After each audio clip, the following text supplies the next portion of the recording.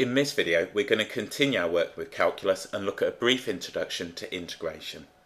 Integration is the process of finding a function given its derivative. If you like, we're reversing what we did in the last unit on differentiation. We do need to be careful. What I'm going to do is sketch now a set of axes. So what we'll have now is a velocity time graph. I'm going to put now one line on, and I'll put one line just here. I'm going to put another one above it just here, and I'm going to put a final one just here. So what we have now on the vertical axis is velocity, and that will be v meters per second, and then on the horizontal axis we will have time, and that will be t seconds. So we've got t seconds. I'm going to say that this one right here is going to be v is equal to 3t plus 1. This one right here, v is equal to 3t plus 2, and let's say this one is v is equal to 3t plus 3. So we have now these equations.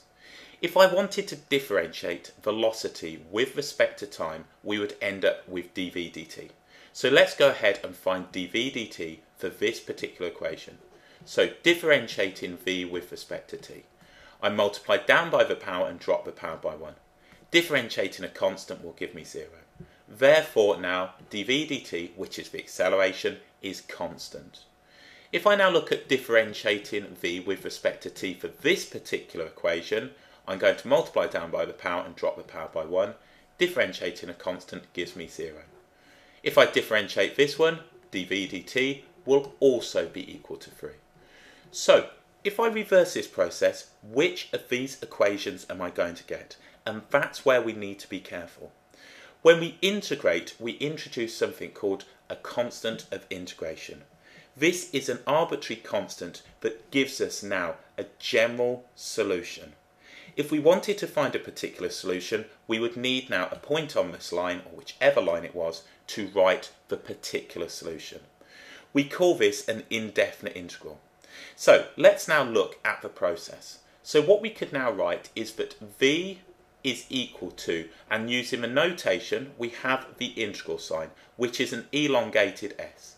In later units we will look at this as the summation. So when we look at areas under curves, we will see this as the summation.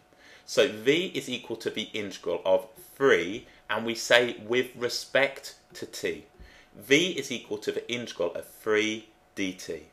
So all I'm looking to do now is rewrite this. We know if we were differentiating v with respect to t, we're now integrating, we're reversing the process. So when we differentiated, we multiply down by the power and we drop the power by 1.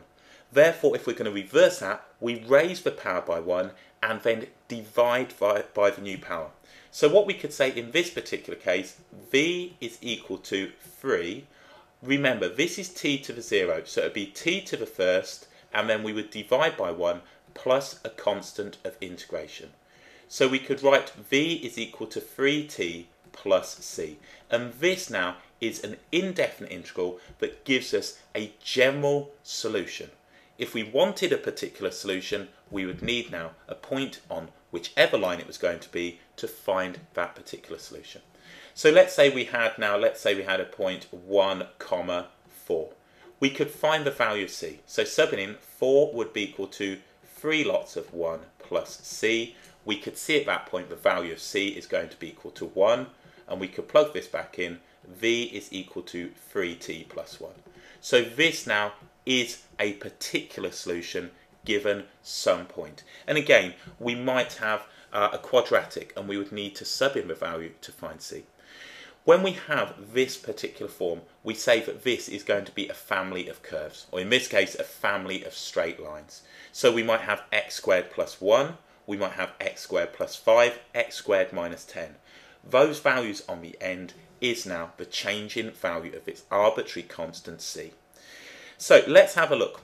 If we have now the following, and we'll go back to now x as our variable, we can say that the integral of x to the n dx. So we're integrating some power of x with respect to x. So this is the variable that we're interested in. This will give us now x to the power of n plus 1 divided by n plus 1 plus a constant of integration. We have to state that n can't be equal to minus 1, as we can't have division by 0.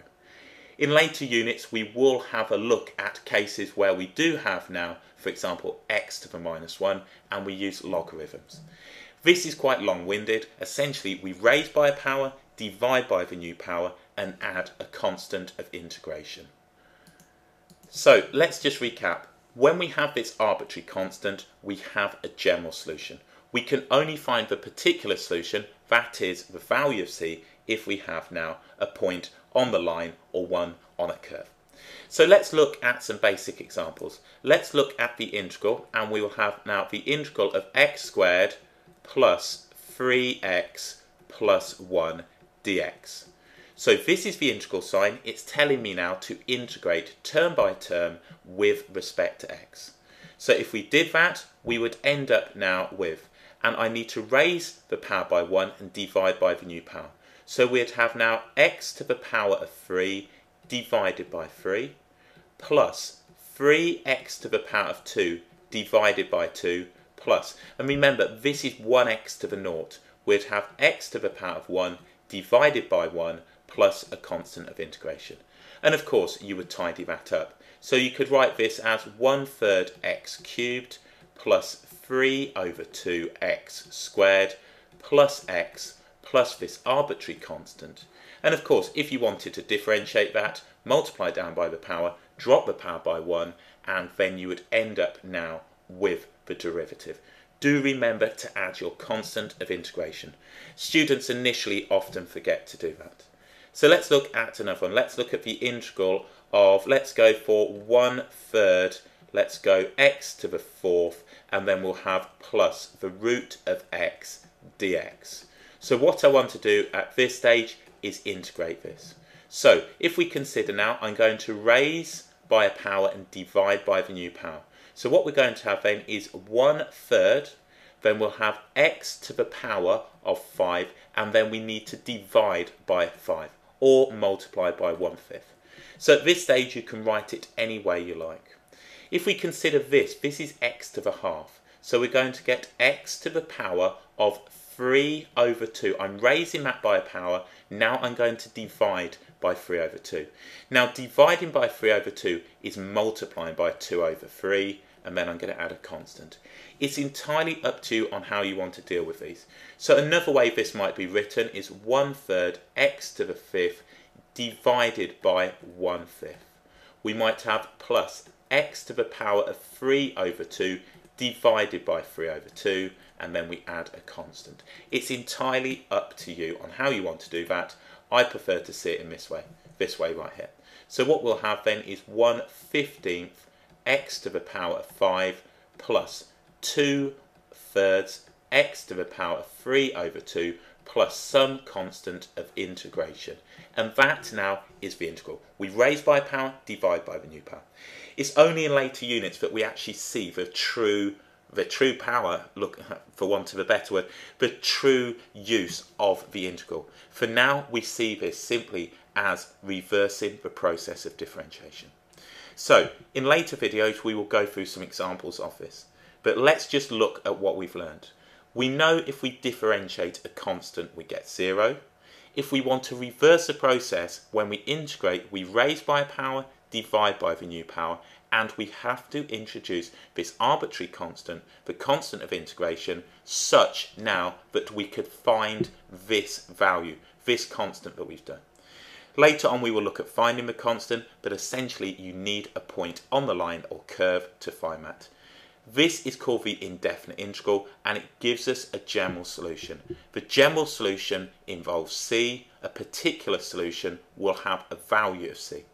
We would call this a family of curves with the value of c changing, or value of lines, and then we would just go ahead and sketch a family of curves. So that's a basic introduction to integration before we move on and look at the mechanical process of working through a view.